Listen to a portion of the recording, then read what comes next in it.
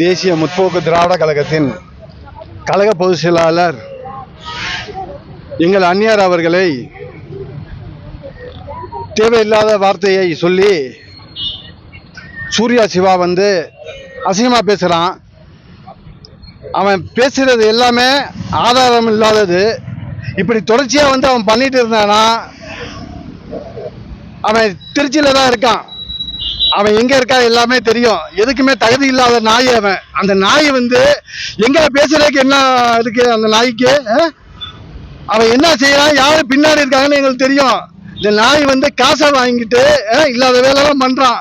அவன் குடும்பத்தை பாருங்க, அவன் குடும்பத்துல என்னென்னமோ நடக்குது. அதை பார்க்காம இந்த நாய் எங்க கழக பொதுச் செயலாளரை தப்பா பேசுறான். ஆள் இல்லைன்னு நினைச்சிட்டு இருக்கானா?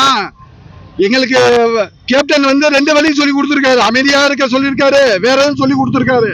ஒழுங்கா மரியாதையா இப்ப இது வரையா சொல்லிட்டு இருக்கோம். ஒழுங்கா நீ போட்டதெல்லாம் வாபஸ் வாங்க. அப்படி இல்லாதே உன் வீடு வந்து முற்றுகையிடுவோம். அதுக்கப்புறம் என்ன நடக்க நீ பாரு. சூர்யா இது மூலியமா சூர்யாவுக்கு எச்சரிக்கை கொடுக்கிறோம்.